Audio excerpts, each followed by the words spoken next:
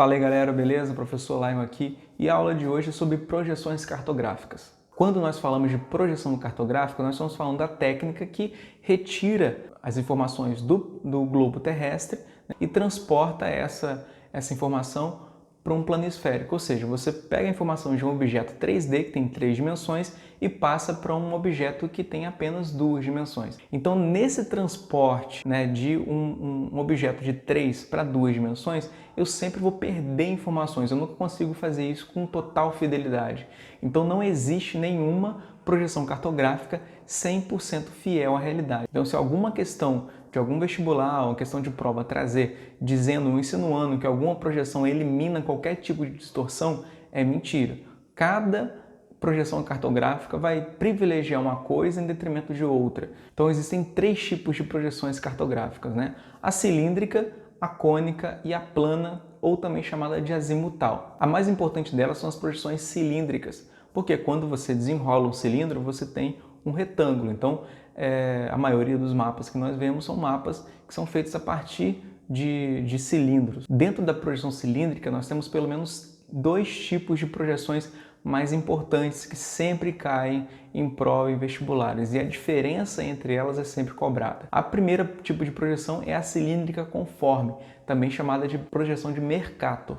Essa projeção de Mercator foi desenvolvida lá no século XVI e tinha como objetivo facilitar as navegações. E qual a característica dessa projeção de Mercator? Ela privilegia as formas em detrimento das áreas, ou seja, você vai ter o formato dos países e continentes preservados, porém a proporcionalidade entre si, a área de um país, ela pode estar distorcida. Então essa proporcionalidade de áreas entre si, ela se perde. Ela não é mantida porque se decidiu então manter as formas e não as áreas. Então a gente pode observar na projeção de Mercator que a Groenlândia ela parece desproporcional, ela aparece na sua forma real, porém ela parece muito maior, por exemplo, que o Brasil até o continente sul-americano. Então o mapa de Mercator tende, né, a ter uma preservação maior das áreas na linha do Equador, e à medida que eu vou em direção ao Polo Norte ou Polo Sul, eu vou ter uma distorção maior das áreas. Então tem pouca distorção na linha do Equador das áreas,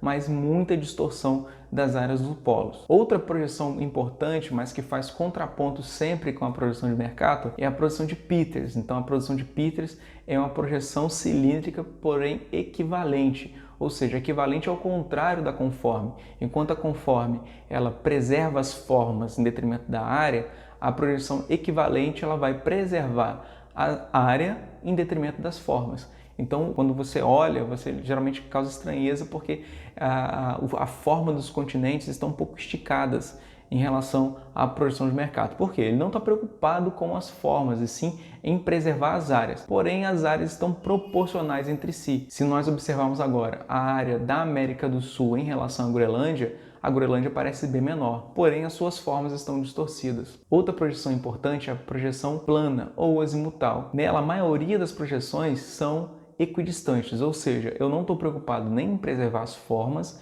e nem em preservar as áreas, e sim as distâncias corretas entre um ponto e outro do mapa. Então esse mapa equidistante ele é muito utilizado em radares de aeronaves, de embarcação, porque ela dá a medida correta, a distância correta entre um ponto e outro. Então ela não se preocupa com as formas e nem com as áreas, e sim ela preserva a equidistância.